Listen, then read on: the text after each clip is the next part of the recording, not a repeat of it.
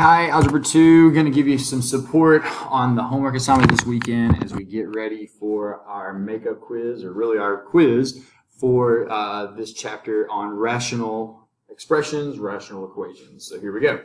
So we're starting it off with some factoring. I'm actually going to do 2 and 4. 4 is a little different, but 1 and 3 are very similar to number 2. Okay. So here we go. This is called the AC method. We're going to start by multiplying A times C. That gives you 54. What multiplies to be 54 but adds to be 15? So we think about the multiplication table a little bit and we come up with 9 and 6. 9 plus 6 is 15. 9 times 6 is 54. So we're going to go into this problem. We're going to break up this middle term. I'm going to put 6 in the front because it will make the next step a little easier for everybody, although it doesn't actually matter which one you put first. So now I'm going to do what's called group factoring. These have both 2 and x in common.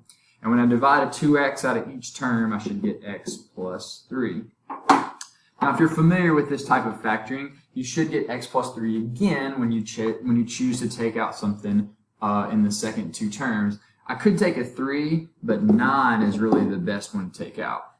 Divide it and I get an x. Divide it and I get a 3. And so now I'm going to take a moment to figure out what the final factors are. 2x plus 9 is what I see that I took out of the front. 2 plus 9. And then what I also have there in the repeating part is x plus 3. So I'm going to take a moment to think about this.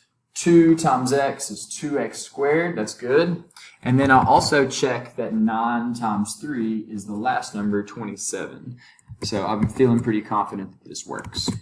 Even though there is more multiplication there, you really have to multiply those together 4 times and put together like terms. That can be enough to check it.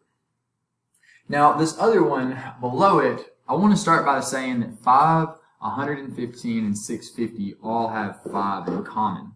So if I take out a 5, let's see, 115 as a negative.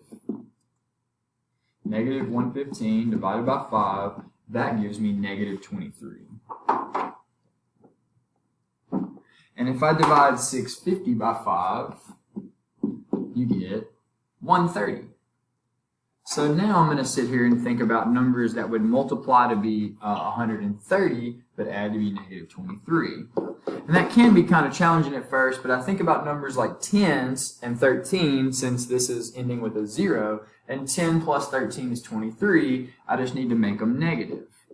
That way they add to be this middle value of negative 23. So I want you to try number 1 and number 2. Try the AC method though. This is more of a coefficient of 1 once you take out 5, so it is a slightly different process. These are called complex fractions. Basically, if I want to change this problem to look like what we've been doing in class, this is what it would look like. We're going to change division to look like multiplication, but the second one flips. Now, some of us on our quiz, we kind of left it this way, but we need to learn how to multiply these together. That gives you m squared over 15, and that's your final answer. Sometimes things cancel and sometimes they don't. In this one, nothing canceled. So I want you to try number 6. I'll go ahead and set up what you're really looking at here. Flip it, change it to multiplication, and then simplify it into one fraction. I'll do number 7, if you'll do number 8. And I'll go ahead and tell you that number 8 is called a greatest common factor, so you should only have 1 parenthesis with each of those. I'm doing 2 parentheses here because it's a different type of factoring. So what multiplies to be negative 90, but when I add them together, I get 1. Immediately I start thinking about 9 and 10, and that could give you 1 if you had a negative 9. So this is v plus 10 and v minus 9. In the bottom, I'm trying to multiply to be 80 while I'm adding to be 18. And again, I'm thinking about 10 because it ends in a 0. This is probably 10 plus 8. And 10 times 8. So it says excluded values. We don't want to divide by 0, so that would be negative 10 and negative 8. If negative 10 or negative 8 was plugged in, it would make that denominator 0, and we don't want to divide by 0. It's undefined. So these cancel, and you're left with v minus 9 over v plus 8, final answer. So give number 8 a try. Try to think of what goes into 16 and 56. Think about what goes into 40 and 40, and something should probably cancel there. Another one that has to do with greatest common factor. This has a 5 and an n in common. 5 times 1 is 5. 5 times 6 is 30. And really I need a negative 6 because it's got to multiply to be negative 30. So I'm looking for things that can cancel. It looks like n minus 6 cancels with n minus 6. There's really nothing else that can cancel. So I'm going to just go ahead and say that this is n minus 1 over 5n and n plus 10.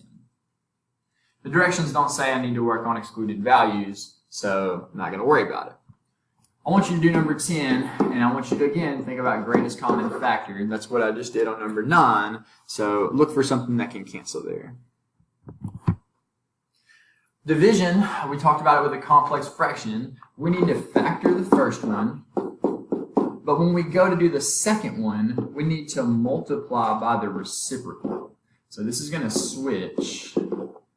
And then you're going to factor and cancel anything that you see that matches. So it multiplies to be negative 24, but it has to add to be negative 2. I'm thinking negative 6 and positive 4. In the back has to multiply to be 36, but add to be 13. And I'm thinking about 9 times 4, or 9 plus 4. So now I'm going to go ahead and start canceling things that match. I have an n plus 4. I've got an n minus 6. And so it looks like my whole answer in the end is 6 over n plus 9. I want you to try number 12, but I want you to understand that it's going to flip. So I'll go ahead and flip it for you. And I'll go ahead and tell you that to get something to cancel, you need to do greatest common factor on this numerator on the second one that we just flipped. Okay? So give that a shot, and we'll check your work on Monday. Thinking about subtraction or addition, when you're adding or subtracting fractions, you need a common denominator. So I'm going to first start thinking about factoring here. These have 3 in common when I'm thinking about greatest common factor. And if I divide each of these by 3, I get n minus 4. Well, that helps because the other one already has 3. That means I just need to multiply by n minus 4 top and bottom so that I have the greatest common factor. Or, not the greatest common factor, the common denominator, sorry.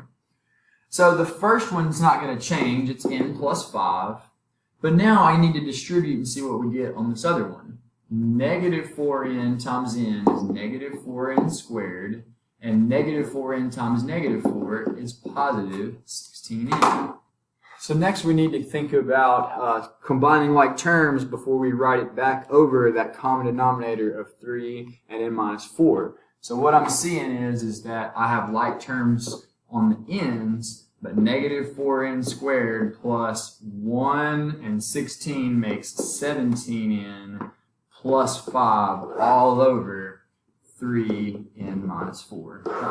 So this is your final answer.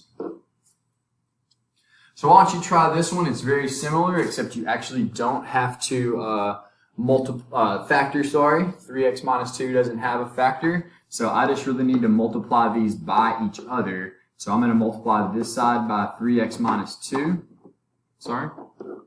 Top and bottom. And then I'm going to also multiply this one by 5.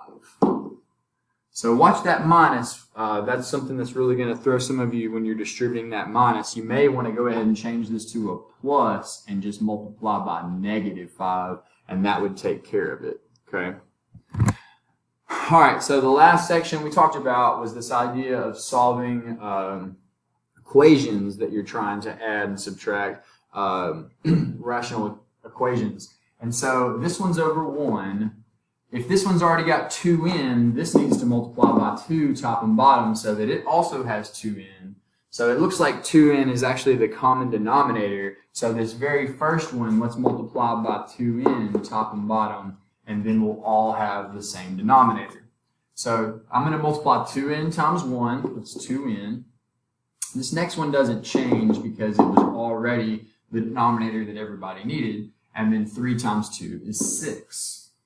Well, now we're in like an algebra 1 or even less. 2n equals 5. Let's divide by 2. And it's okay to get decimals here if, when you plug it back in, it actually works. So let me demonstrate what I mean by that. This problem says that 1 plus 1 over 2n should equal 3 over n. And we're saying that number is 2.5. So let's just double check it. 1 plus 1 divided by 2 times 2.5.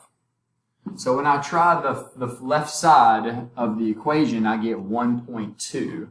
Now, let's double check that when I do 3 divided by 2.5, I get the same thing, and you do. So that decimal means that it's correct, and I don't have to worry about it being wrong because it was a decimal.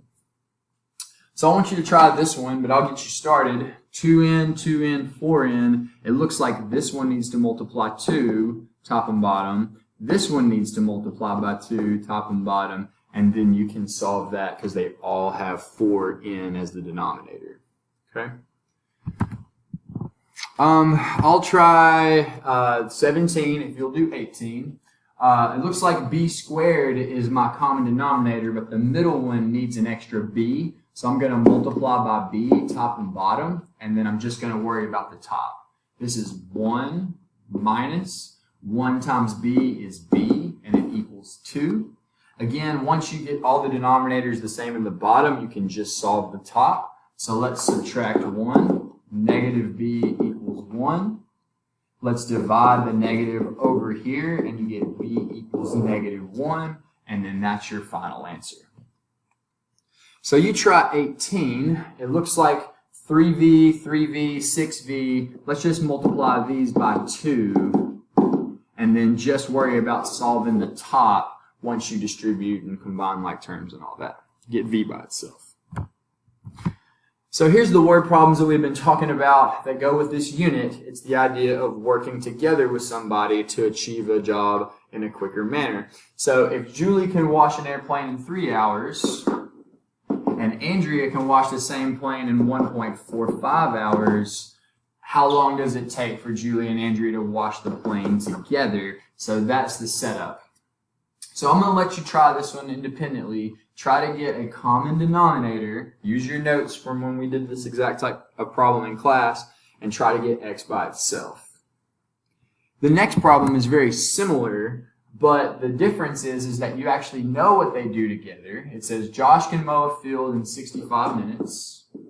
And it says together Josh and Jason can mow the same field in 15 minutes. So it's like you already know what they can do together. But the question is Jason by himself, that second person, well, how long does it take for him to do it? So basically the variable switches places. So I want you to try this one and bring in your work for this, and we'll check and see what your final answer was. Hope you have a great weekend, study for the quiz, and I will see you Monday.